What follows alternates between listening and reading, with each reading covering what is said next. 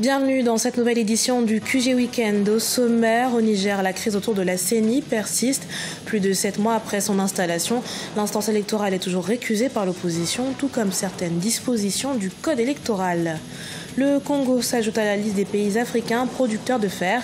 Une première cargaison de 800 tonnes de minerais de fer a été réceptionnée le 25 mai 2018 par les autorités à Pointe-Noire, toutes destinées à l'exportation. Et puis au Nigeria, la journée de l'Afrique est célébrée à travers l'art, et plus particulièrement à la Nikkei Art Gallery, l'une des plus importantes d'Afrique de l'Ouest, où sa fondatrice Nikkei Okundaye rend hommage au continent grâce à 8000 œuvres. Au Niger, la CENI est toujours rejetée par l'opposition. Installée en novembre 2017 en vue de la présidentielle de 2021, l'instance électorale ainsi que certaines dispositions du code électoral sont toujours récusées par une partie de la société civile et l'opposition, et ce, malgré les différentes tentatives de discussion. Reportage de Sadou Elezi Mokhtar, notre correspondant au Niger. Toujours pas d'accord pour le retour de l'opposition au sein de la commission électorale indépendante au Niger. L'opposition et une partie de la société civile recusent la composition de cette institution et certaines dispositions du code électoral. De son côté, le pouvoir, tout en invitant l'opposition à venir le plus tôt possible à la CENI, estime que cette coalition de l'opposition n'a pas l'intention d'aller aux élections. Un processus électoral n'a pas de valeur lorsqu'il n'y a pas un consensus autour des questions. C'est pour cela que nous souhaiterions que le président de la CENI, avec toute l'équipe de la CENI, puisse fournir de l'effort pour amener les autres partis politiques. Et nous estimons que si cela doit être fait, il faut créer les conditions pour qu'on ait un consensus avec la participation de l'ensemble des partis politiques le maximum possible. Je pense que c'est là où il y a l'intérêt du Niger. Depuis quelques jours, des rencontres préparatoires aux prochaines élections sont organisées par la CENI. Récemment créé, le nouveau front politique de l'opposition, le Front démocratique et républicain FDR, a décidé de ne pas participer à ces concertations. Par ce boycott, les partis politiques réunis au sein du FDR disent réaffirmer leur position de ne pas prendre part à aucune rencontre avant l'organisation d'un dialogue national. Il faut que la majorité au pouvoir accepte de faire les dialogues à travers le CNDP. L'opposition, les non-affiliés, acceptent de rejoindre le CNDP et de poser les vrais débats autour du code électoral, trouver un compromis, un consensus. Installée le 3 novembre 2017, la Commission électorale nationale indépendante a déjà établi son chronogramme. Ainsi, le premier tour de la présidentielle aura lieu le 27 décembre 2020 et le second tour le 21 février 2021. Les élections législatives, elles se tiendront le 16 janvier 2021.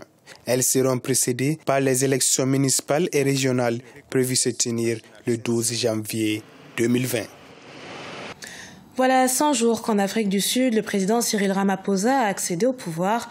La corruption, les finances publiques et l'économie, sans oublier le développement social. Nombreux sont les défis pour le nouveau chef de l'État qui a succédé à Jacob Zuma le 15 février 2018.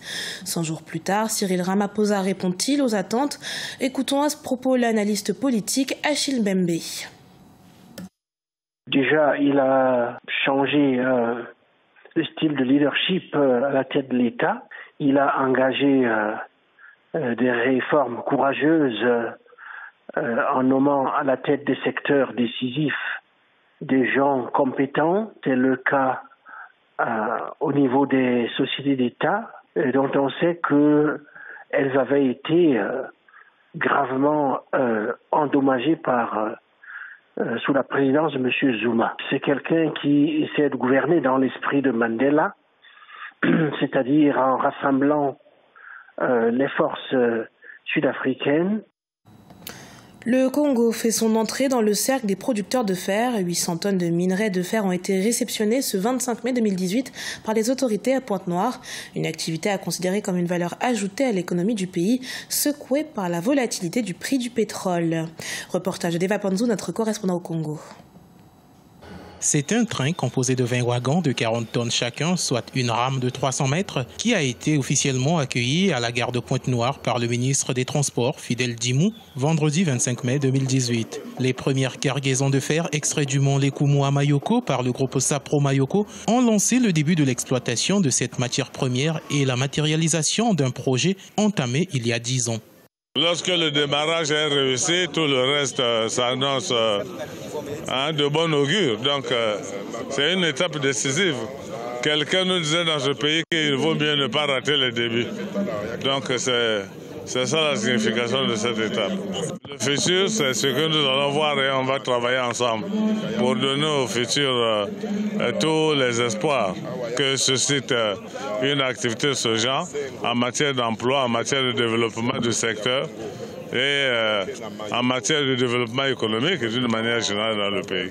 Les premières tonnes de minerai de fer de Mayoko dans le département du Niari sont destinées à l'exportation via le port autonome de Pointe-Noire. Dans un premier temps, le groupe Sapro Mayoko SARL a extrait 3 millions de tonnes, ce qui passera ensuite à 5 millions, puis 10 millions de tonnes pour atteindre plus tard 150 millions de tonnes grâce au chemin de fer moderne qu'elle envisage de construire. C'est la première fois qu'au Congo, un Congolais s'intéresse à ce secteur, comme vous le dites, difficile. Mais il est difficile, mais pas impossible. Notre dimension industrielle s'affirme encore ce matin parce que nous avons réussi à sortir le produit.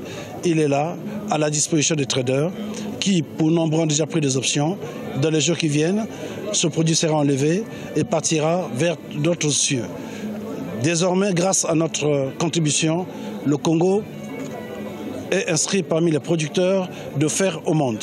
Selon les prévisions, l'exploitation des minerais de fer de Mayoko vont favoriser la création de près de 3000 emplois directs et 2000 emplois indirects. Notons que la société Sapro Mayoko SARL avait racheté les droits d'exploitation de la compagnie sud-africaine Exxaro en septembre 2016. Dès cette première étape de l'extraction, elle projette de transformer sur place dans un avenir proche. Dans le reste de l'actualité, depuis 1963, la journée du 25 mai rime avec la célébration de l'Afrique sur le plan international, en référence à la date de fondation de l'Organisation de l'Unité africaine, devenue aujourd'hui l'Union africaine. À cette occasion, l'artiste nigériane Nike Okundaye célèbre son continent à travers ses nombreuses œuvres. Cheikh Omar Bandaogo. Elle est la propriétaire de la Nike Art Gallery, l'une des plus grandes galeries d'Afrique de l'Ouest. Nike Okundaye est artiste et créatrice nigériane. Elle est connue pour être la pionnière de la renaissance d'un tissu teinté appelé Adir. Dans cette galerie singulière, on y retrouve plusieurs objets qui célèbrent son héritage Yoruba. À 67 ans et après avoir visité les 54 pays du continent, elle est arrivée à la conclusion qu'à l'occasion de la journée de l'Afrique, le 25 mai, le continent mérite d'être célébré dans toute sa composante. Il y a tellement de choses dont nous pouvons être fiers, mais que nous n'apprécions pas. Nos festivals, notre nourriture, notre riz jollof, toutes ces choses me font du bien. Quand je voyage, j'entends parler de Nollywood, de l'art africain, de notre patrimoine. Mais ils sont nombreux à ne pas savoir d'où je viens et où se situe même le Nigeria. Je pense que oui, nous devrions être fiers de qui nous sommes. So we should be proud of whom we are. Nike Okundaye ne se fait pas prier pour afficher sa fierté d'appartenir au continent malgré les défis auxquels il est confronté.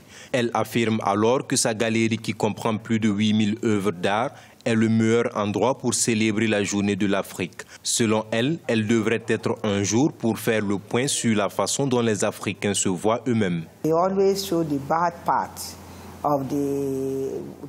En général, il présente le mauvais côté des choses qui datent de plus de 20 ans, alors que partout dans le monde, chaque continent a son histoire sombre à raconter. Et ils ne disent pas réellement ce qui se passe dans d'autres pays. Ils ne parlent que de ce qui s'est passé en Afrique. Alors ce que je veux, c'est que nous soyons capables de défendre notre continent. La journée de l'Afrique est célébrée chaque année depuis 1963, date à laquelle l'Organisation de l'Unité africaine OUA a été fondée en tant que symbole final de l'indépendance de l'Afrique. En 2002, l'Union africaine a succédé à l'OUA et le nom et la date de la journée de l'Afrique ont été retenus comme une célébration de l'unité africaine. Ce journal a été préparé par l'ensemble de la rédaction. Merci pour votre fidélité. Dans un instant, une nouvelle édition de l'actualité sur Africa 24.